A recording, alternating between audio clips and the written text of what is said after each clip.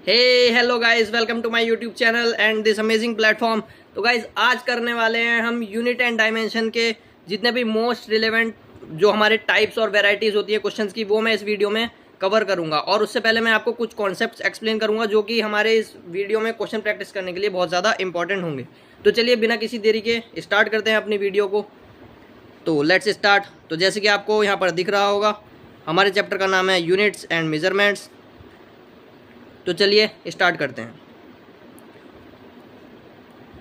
जो जैसा आपको यहाँ पर दिख ही रहा होगा, बेसिकली हम चैप्टर में पढ़ने क्या वाले हैं। हमारा जो मेजरमेंट होता है डेली लाइफ में, कहाँ कहाँ कैसे कैसे हम मेज़र, हमारा जो डेली लाइफ में यूज़ होता है वो किस किस तरीके से होता है। तो देखो, पहली फिगर में आपको क्या दिख रहा है? पहली फिगर में आपको दिख रहा है कि जो ये है हमारा वेइंग मशीन जो है वो मास मेज़र कर रहा है। तो मास क्या है? हमारा एक फिजिकल क्वांटिटी है जो ये मेज़र कर रहा है वेट। ओके। और सेकंड फिगर में क्या देखो, एक दूध वाले भैया हैं जी, वो दूध दे रहे हैं। तो वो कौन सी क्वांटिटी है जिसमें दूध वाले भैया दूध देते हैं? आप सबके घर पे भी दूध आता होगा। तो भैया वो वॉल्यूम में आपके घर पे कितना आता है? 1 लीटर, 2 लीटर, आधा लीटर कुछ तो दूध आता होगा ना। तो वो क्या होता है असल में, वॉल्यूम में ही तो वो लोग मेज़र करते हैं। बिना वॉल्यूम के ऐसे थोड़ी देते हैं कि 1 किलो दूध दे दो भाई। 1 किलो नहीं होता है, 1 लीटर दूध होता है, ठीक है ना। तो चलो चलते हैं नेक्स्ट स्लाइड पर। तो देखो गाइस, हमारा जो इस चैप्टर का सबसे बेसिक पार्ट जहाँ से स्टार्टिंग होती है चैप्टर की, वो है बेसिक फंडामेंटल क्वांटिटीज़। तो हमारे पास जो फंडामेंटल क्वांटिटीज़ होती हैं वो कितनी होती हैं? वो देखो आप, हमारे पास जो होती हैं वो 7 फिजिकल क्वांटिटीज़ होती हैं। कितनी होती हैं जी बताओ? कमेंट्स में आंसर चाहिए मेरे को। 7 फिजिकल क्वांटिटीज़ होती हैं। तो बताओ कौन कौन सी होती हैं? तो देखो, पहला जो हमारा कॉलम है उसमें मैंने क्वांटिटीज़ लिख दी हैं। कितनी क्वांटिटीज़ होती हैं? 7। फिर दूसरे में उसकी यूनिट कौन कौन सी होती हैं और उनके यूनिट के सिंबल तीसरे कॉलम में मैंने फिट कर दिए हैं। तो देख लो, लेंथ पहली क्वांटिटी हमारी होती है लेंथ, दूसरी होती है मास, थर्ड होती है हमारी टाइम, फोर्थ होती है जी इलेक्ट्रिक करंट, और जी एक टेम्परेचर, फिर amount of substance and luminous intensity. और जी हमारा इसमें सारी याद करने की आपको कोई ज़रूरत नहीं है, मैं बता देता हूँ कहाँ कहाँ मेनली हमारी यूज़ होंगी। तो देखो, एक तो हमारी पहली होती है लेंथ, सबसे ज़्यादा यूज़ होगी। मास सबसे ज़्यादा यूज़ होगा। टाइम यूज़ होगा। करंट यूज़ होगा। और टेम्परेचर लास्ट की जो ये दो बची हैं, ये ऑलमोस्ट ना के बराबर आपके चैप्टर में यूज़ नहीं होंगी, कोई दिक्कत नहीं। तो अब बात करते हैं इनकी यूनिट्स की। तो लेंथ की जो हमारी यूनिट्स होती हैं, वो लेंथ की यूनिट होती है मीटर। सॉरी, हाइलाइटर किधर गया भाई? तो लेंथ की हमारी यूनिट होती है मीटर, और मास की जो हमारी यूनिट होती है वो किलोग्राम, और टाइम की हमारी यूनिट होती है सेकंड्स, इलेक्ट्रिक करंट की एम्पियर, टेम्परेचर की केल्विन, ऐसी अमाउंट ऑफ सब्सटेंस मोल, और ल्यूमिनस इंटेंसिटी की कैंडेला। और इनके सिंबल्स की अगर हम बात करें तो ये सब बेसिक बेसिक चीज़ें हैं। देखो, आपको पहले ही पता होगा, लेकिन मैं आप ये सोच के पढ़ा रहा हूँ कि एक बेसिक से अगर कोई बच्चा भी पढ़े तो उसको भी समझ में आ जाए। तो मीटर का हमारा सिंबल एम, और किलोग्राम का केजी होता है, सेकंड का एस, एम्पियर का ए, और केल्विन का के। ये आपको सीधा सीधा याद रख लेना है, इसमें कुछ भी कंफ्यूज होने वाली बात नहीं है, ठीक है जी। यहाँ से हमारा स्टार्ट होता है मेन चैप्टर, ये वही है। देखो, अब एक चीज़ आती है हमारी डायमेंशन। तो हमारी क्वांटिटीज़ कितनी है? अभी मैंने पहले आपको बताया कितनी क्वांटिटीज़ होती हैं, 7 हमारी फिजिकल क्वांटिटीज़ होती हैं। तो देखो, उनकी कुछ डायमेंशन होती हैं, वो भी आपको याद रखनी है। लेंथ की क्या होती है जी? एल। मास को किससे डिनोट करते हैं? कैपिटल एम से। और टाइम को कैपिटल टी से। टेम्परेचर को कैपिटल के, जो कि हमारा जी क्या है? केल्विन। क्या है जी? केल्विन, ये इंपॉर्टेंट है। करंट का क्या है जी? एम्पियर। अमाउंट ऑफ सब्सटेंस को एन से डिनोट करते हैं, ल्यूमिनस इंटेंसिटी को जे से डिनोट करते हैं। तो नेक्स्ट, अब देखो, हमारा कुछ हमारे जो हम ये मेज़र करते हैं वो क्या होती हैं? हर किसी क्वांटिटी की यूनिट्स होती हैं, जैसे कि मीटर, किलोग्राम, एम्पियर, ये सब हमारे क्या हैं? यूनिट्स ही तो हैं।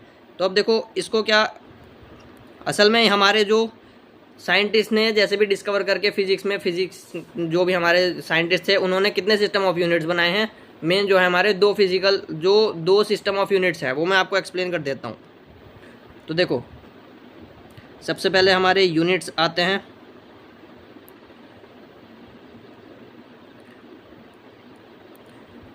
मेनली दो टाइप्स के हमारे यूनिट्स होते हैं। फर्स्ट होता है जी CGS और दूसरा होता है MKS।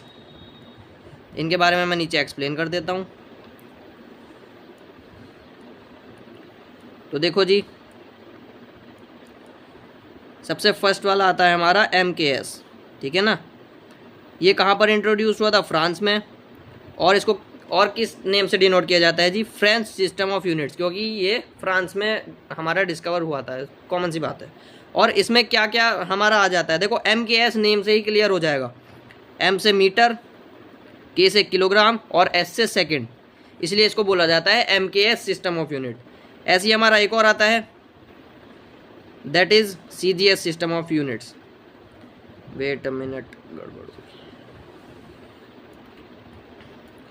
Second one is CGS system of units. तो इसको भी डिस्कस कर लेते हैं। ये भी हमारा कहाँ पर डिस्कवर हुआ था? फ्रांस में डिस्कवर हुआ था। और इसको हम बोलते हैं गॉसियन सिस्टम ऑफ यूनिट्स, ठीक है ना। इसके भी नेम से हम इसको क्लियर कर देंगे। CGS मतलब C से सेंटीमीटर, G से ग्राम और S से सेकंड। क्लियर? कोई प्रॉब्लम यहाँ तक नहीं होनी चाहिए। तो नेक्स्ट पे अब चलते हैं। अब यहाँ से हमारे स्टार्ट होंगे क्वेश्चंस। तो पेन नोटबुक के साथ रेडी हो जाओ। आपको भी खुद सॉल्व करने हैं, बैठे बैठे देखना नहीं है, देखने से कुछ नहीं होगा, सॉल्व करने पड़ेंगे। ये रहा फर्स्ट क्वेश्चन आपके स्क्रीन पर। देखो कुछ कॉन्सेप्ट जो हैं इस चैप्टर में अभी रह गए हैं, मैंने सारे एक्सप्लेन नहीं करे हैं। वो कॉन्सेप्ट मैं क्वेश्चन के थ्रू क्लियर कर दूंगा आपको, जो भी इसमें कॉन्सेप्ट लगेगा। अभी मैंने कुछ कॉन्सेप्ट सिखाए नहीं है। असल में ये यूनिट एंड डायमेंशन का पार्ट 1 है, इसका पार्ट 2 आएगा जिसमें मेरे और भी कॉन्सेप्ट रह गए हैं, वो मैं डिस्कस करूंगा। लेकिन अभी जो क्वेश्चन में लगेंगे वो मैं क्वेश्चन के थ्रू ही आपको डिस्कस कर दूंगा। तो चलिए, हाँ ये एक बार देख लो, एक बार और रिवाइज करा देता हूँ मैं। ये तो वैसे आपको पता चल ही गया है, चलो इसको रिवाइज कराने की ज़रूरत नहीं है। तो सीधा क्वेश्चन पर आते हैं। What is the question? देखो क्वेश्चन क्या कह रहा है, ये देखो। तो ये क्या कह रहा है? रिलेटिव एरर बताना है आपको। किसमें? इस क्वेश्चन में। तो बताओ जी क्वेश्चन क्या है? Z is equal to A की पावर 4, B की पावर 1/3 अपॉन C की पावर 1 और D की पावर 3/2। इसका रिलेटिव एरर हमको बताना है। असल में रिलेटिव एरर बताना नहीं है, सिर्फ लिखने का तरीका आना चाहिए, वही मैं बताने वाला हूँ आपको भी। देखो अभी दिखाता हूँ। तो देखो कैसे करते हैं ऐसे क्वेश्चन को। पहले मैं आपको एक एग्जांपल के थ्रू समझा देता हूँ। देखो सपोज कोई भी क्वेश्चन है आपका, सपोज, चलो इसी क्वेश्चन को एक्सप्लेन कर देता हूँ सीधा, टाइम भी वेस्ट नहीं होगा। तो देखो क्वेश्चन क्या कहना चाह रहा है? A की पावर 4 और भाई B की पावर 1/3 अपॉन C D की पावर 3/2। यही तो है क्वेश्चन, 3 की पावर 2, 3/2। तो देखो जी ये क्वेश्चन है। तो देखो आपको इसमें क्या याद रखना है? एरर्स की कुछ प्रॉपर्टीज़ होती हैं, वो याद रखनी है। जो अभी इस क्वेश्चन में प्रॉपर्टी लगेगी वो मैं आपको सबसे पहले एक्सप्लेन कर दूंगा। तो एरर की सबसे पहली एक जो प्रॉपर्टी सबसे ज़्यादा यूज़ होती है, जो आपको याद भी होना चाहिए, एरर्स कभी भी सब्ट्रैक्ट, मल्टीप्लाई, डिवाइड नहीं होते हैं। Errors are always added. चाहे कुछ भी हो जाए, एरर जो है वो हमेशा ऐड ही होंगे, कभी सब्ट्रैक्ट नहीं हो सकते। ये आपको क्या रखना है? ध्यान में रखनी है इस बात को। और इस क्वेश्चन को करने का मैं आपको ट्रिक बता देता हूँ, ट्रिक से भी हो जाएगा और मेथड भी बता दूंगा। दोनों चीज़ें यहाँ पर मैं क्लियर करूँगा, डोंट वरी। तो देखो इस क्वेश्चन को करते कैसे हैं। सबसे पहला, एरर को लिखने का तरीका आपको सबको आना चाहिए। तो देखो यहाँ पर हमारा A की पावर में क्या है? A की पावर में बताओ, मेरे को कमेंट में बताओ जल्दी। A की पावर में क्या है? 4। तो 4 जो A के ऊपर है उसको जो है आगे ले आओ। सबसे पहली बात, ये जो A की पावर में है ना 4, इसको आगे लेके आओ। तो पहले लिखो 4। अब A जो है इसको कैसे लिखते हैं? Delta A/A। डेल्टा A क्या है? हमारा एरर इन A, और A जो है हमारी फिजिकल क्वांटिटी है।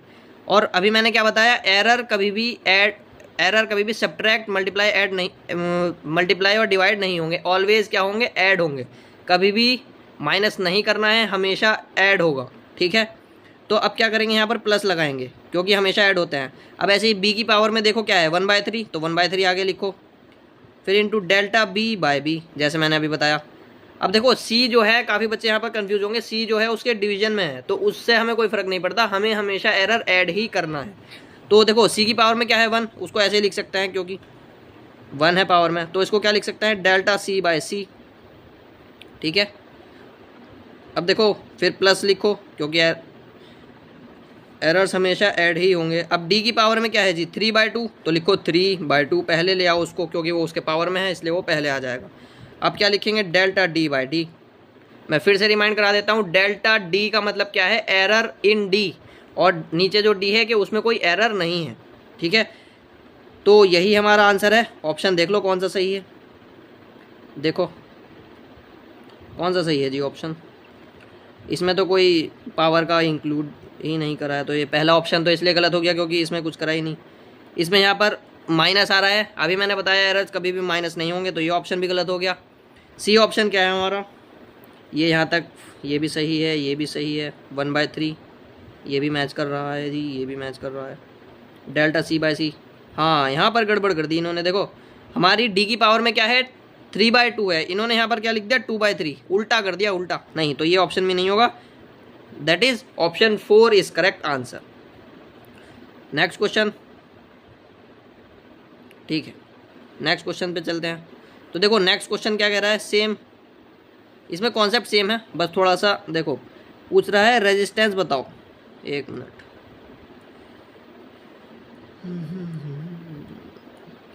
कह रहे हैं जी रेजिस्टेंस बताओ इस फॉर्मूले में। ठीक है, R is equal to V by V क्या है हमारा, वो तो फॉर्मूला आपने ओम्स लॉ तो पढ़ा होगा, ओम्स लॉ तो 9th क्लास में पढ़ा दिया जाता है। क्या होता है, V is equal to I R, तो यहाँ से R क्या हो गया, V बाई आई, वही तो लिख के दिया है इसमें। ठीक है, तो देखो क्या कहना चाह रहा है, V जो है वो समथिंग ये लिखा हुआ है, I जो है ये समथिंग ऐसा कुछ लिखा हुआ है, वो मैं बता देता हूँ ये क्या है, क्या लिख के दिया है इन्होंने।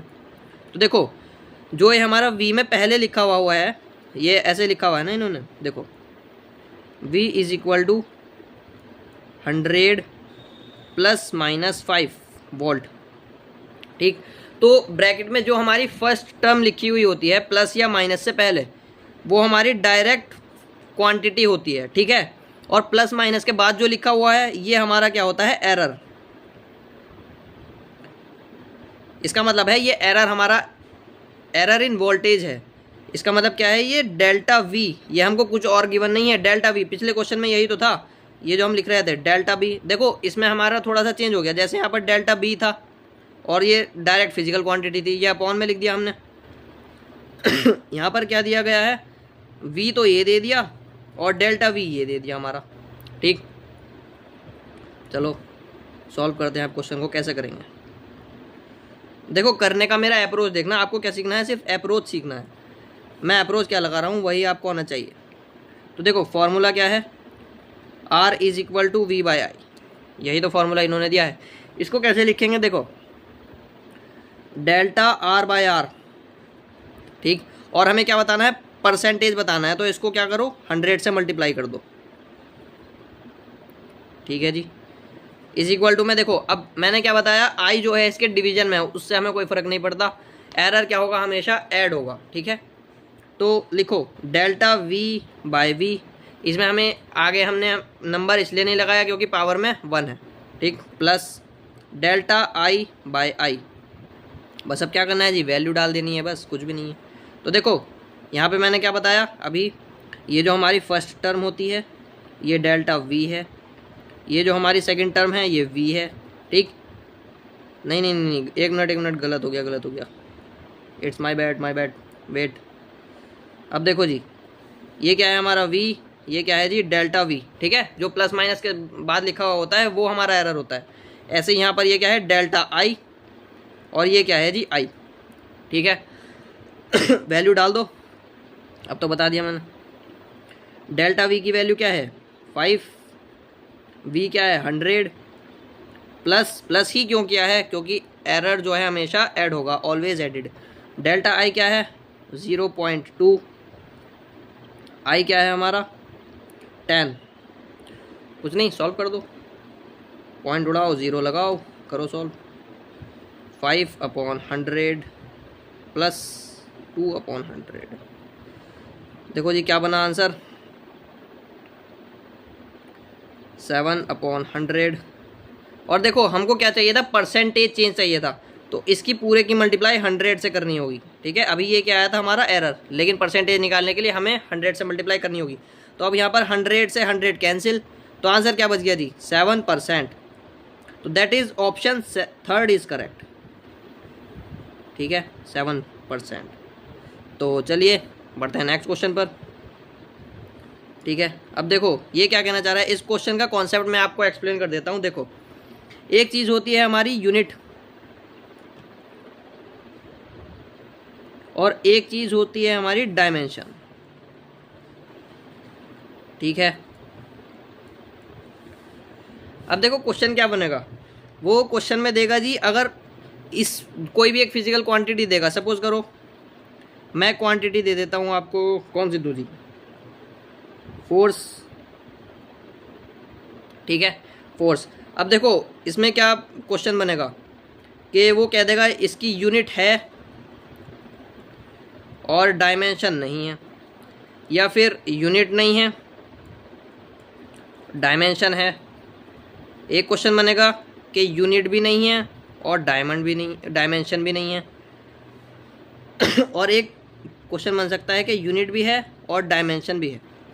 ठीक, तो इसको कैसे याद रखना है मैं आपको क्लियर कर देता हूँ। देखो आप लोगों को पता होगा एक एग्ज़ाम होता है मैथ वालों का, आपका नहीं, वैसे तो क्या पता जेई के बच्चे भी देख रहे हों। देखो एक होता है जेईई मेंस, और उसी के बाद पहले आपको ये क्वालिफाई करना होता है, उसके बाद आप जेईई एडवांस के लिए एलिजिबल होते हो जी। ठीक है, तो इसी कॉन्सेप्ट से क्लियर हो जाएगा। आप जो है इसको कंसिडर कर लो यूनिट, और इसको कंसिडर कर लो डायमेंशन, बस आपका काम हो गया। इसी को याद रखना था बस आपको। देखो जी करना कैसे है।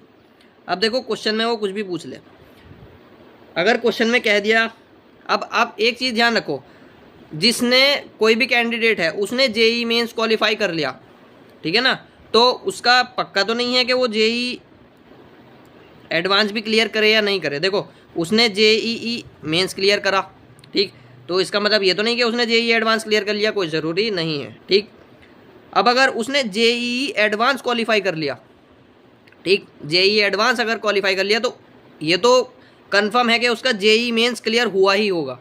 ठीक, आप समझे मेरी बात को। तो चलो बस यही याद रखना था आपको। क्वेश्चन सॉल्व करते हैं सीधा।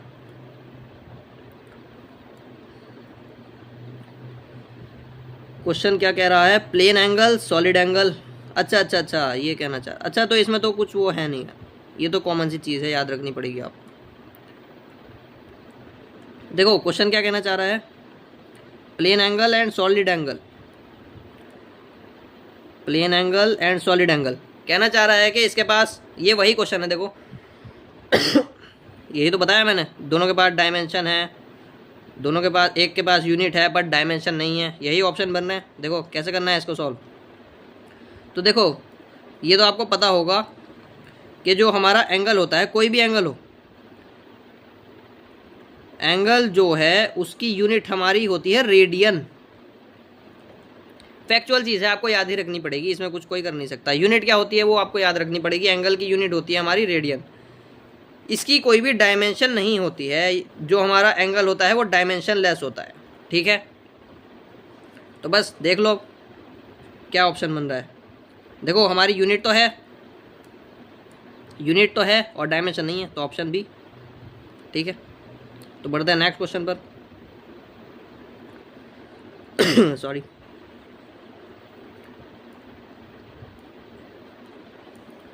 देखो जी यहाँ पर क्या पूछ रहा है, प्रेशर, प्रेशर की डायमेंशन पूछ रहा है, डायमेंशनल फार्मूला। तो देखो मैं डायमेंशनल फार्मूला आपको निकालना नेक्स्ट वीडियो में सिखाऊंगा।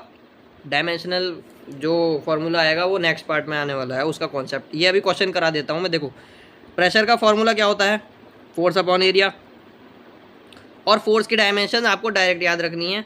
कहीं भी किसी भी कॉम्पिटिटिव एग्जाम में फोर्स की ऐसी डायमेंशन है जो सबसे ज़्यादा यूज़ होगी, वहाँ पर निकालने का टाइम नहीं होगा, आपको डायरेक्ट याद रखनी है। तो फोर्स की डायमेंशन क्या होती है, MLT-2, ये डायरेक्ट याद रखनी है। और एरिया क्या होता है, देखो एरिया का फॉर्मूला क्या होता है, एरिया का फॉर्मूला क्या होता है जी, L × L, तो इसको क्या लिख सकते हैं, L²। ठीक है, तो देखो इसकी जगह बस एल स्क्वायर पुट करो एल स्क्वायर। अब देखो इसका फॉर्मूला क्या निकल के आएगा, इसको सॉल्व कर दो। 2 नीचे है, ऊपर चले जाएगा माइनस का, तो क्या बनेगा जी, एम एल -1 टी -2। ठीक, अब आपको ऑप्शन में चेक करना है ये सेम डायमेंशन किसकी आ रही है। क्वेश्चन देखो, क्वेश्चन यही तो पूछ रहा है कौन सी फिजिकल क्वांटिटी की सेम डायमेंशनल फॉर्मूला है प्रेशर की तरह। ठीक, तो देखो फर्स्ट ऑप्शन क्या है, फोर्स। तो फोर्स तो हो नहीं सकता क्योंकि प्रेशर क्या होता है, फोर्स अपॉन एरिया, तो उसकी डायमेंशन नहीं आएगी। मोमेंटम क्या होता है, मास इंटू वेलोसिटी। तो देखो मास का m और वेलोसिटी की डायमेंशन क्या होती है, एल टी -1। ठीक है, तो ये ऑप्शन भी नहीं आएगा, तो बी भी नहीं होगा। अब देखो ये यंग मॉड्यूलस ऑफ इलास्टिसिटी क्या होता है वो मैं आपको बता देता हूँ। तो देखो आप पढ़ोगे सॉलिड मैकेनिक्स में, पढ़ोगे क्लास 11th में, एक फॉर्मूला आता है आपका चैप्टर में, फोर्स अपॉन एरिया। कौन सा फॉर्मूला आता है जी, force upon area is equal to gamma times delta L by L. ये जो गामा है वाई की तरह दिखने वाला गामा, इसको ही बोलते हैं जी यंग मॉड्यूलस। ठीक है, ये जो गामा आया है इसी को बोलते हैं यंग मॉड्यूलस। अब इसी की वो डायमेंशन पूछ रहा है तो निकाल दो। सबसे पहले इसे थोड़ा सा रीअरेंज करो। तो देखो गामा कैसे लिख सकते हैं, फोर्स अपॉन एरिया। अब देखो नहीं, देखो सॉल्व करने की जरूरत नहीं है, इसको डायरेक्ट कराऊँ। डायरेक्ट देखो कैसे होगा, डायरेक्ट देखो यहाँ पर क्या है हमारा, इसको रीअरेंज मत करो, सीधा करने की कोशिश करो। देखो सीधा कैसे होगा, देखो ये हमारा क्या है, ये आपको दिख रहा है कि लेंथ है, ये लेंथ ही तो है।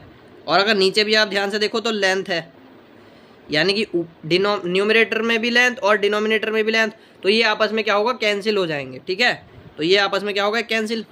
तो अब जो गामा बचा उसका फॉर्मूला क्या बना, इज इक्वल टू में देखो फोर्स अपॉन एरिया, और फोर्स अपॉन एरिया ही हमारा क्या था, प्रेशर। बिल्कुल सेम, देखो फोर्स अपॉन एरिया यहाँ पर भी है, देखो फोर्स अपॉन एरिया हमारा यहाँ पर भी बना है सेम, और जी यहाँ पर भी फोर्स अपॉन एरिया ही आ रहा है। तो मतलब सेम फॉर्मूला तो सेम डायमेंशन, फॉर्मूला सेम होगा तो डायमेंशन को सेम होना ही पड़ेगा। तो आंसर क्या बना, option third. Okay, next question. अब देखो यहाँ पर मैं आपको कुछ एक्सप्लेन कर देता हूँ एरर्स के बारे में। देखो मेनली हमारे 2 टाइप्स के एरर्स होते हैं। ठीक, एरर्स का मतलब क्या, जैसे आपने कुछ भी चीज़ मेज़र करी, उसमें थोड़ा जो है एरर आ गया, जैसे 0.1 0.2 कुछ का एरर आ गया, सेंटीमीटर में भी हो सकता है जी, मीटर में भी हो सकता है, केजी लीटर जो चाहे वो हो सकता है, एरर होना चाहिए बस। अब मैं आपको यहाँ पर बता रहा हूँ जो एरर है,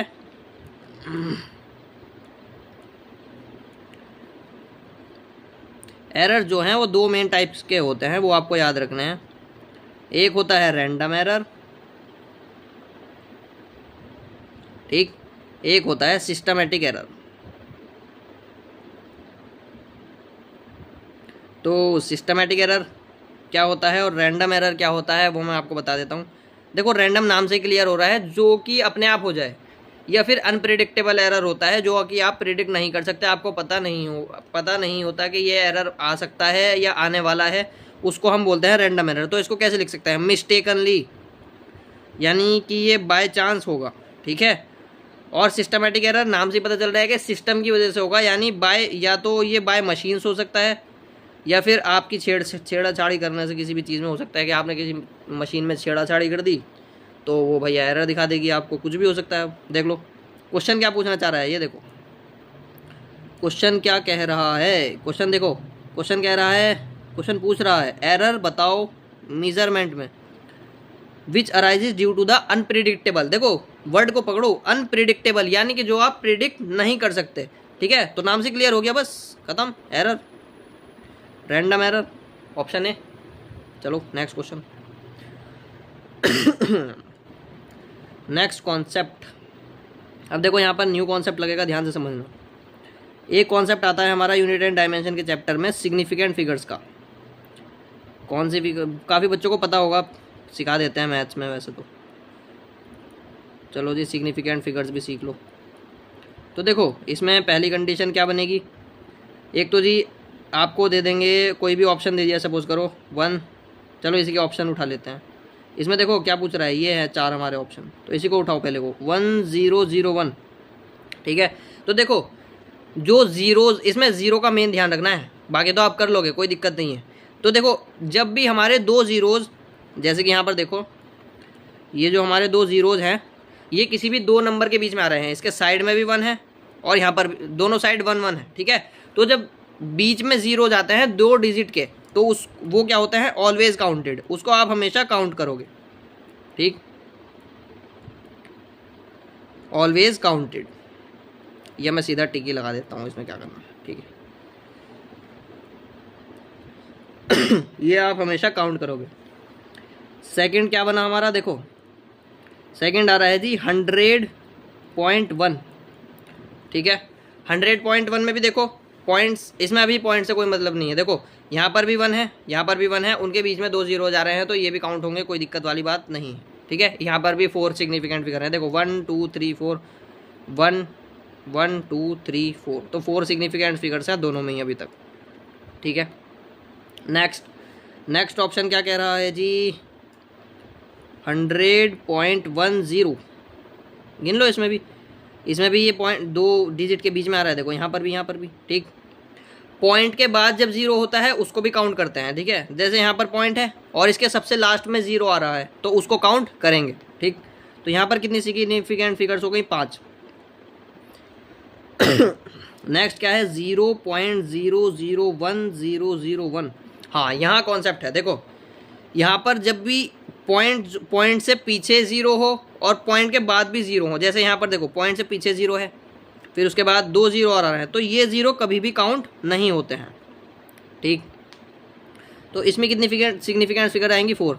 देखो लास्ट वाले ऑप्शन में थोड़ा सा हो सकता है कन्फ्यूजन, लेकिन मैं और क्लियर कर देता हूँ। देखो इस ऑप्शन को थोड़ा सा इसको आप एक तरीके से कर सकते हो जिससे याद रखो हमेशा। तो देखो क्या है ऑप्शन में, 0.001001। देखो क्या आप इसको इस तरीके से लिख सकते हो क्या, अगर आपको आता होगा, 1.001 मल्टीप्लाई 10 की पावर में कितना जाएगा जी, बताओ।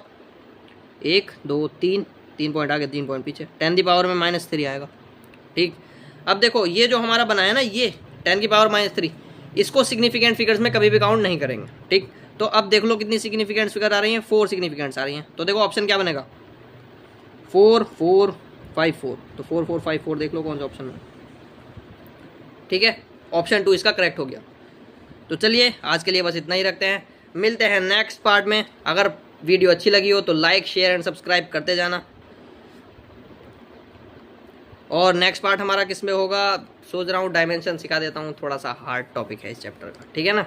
चलिए मिलते हैं नेक्स्ट वीडियो में, बाय।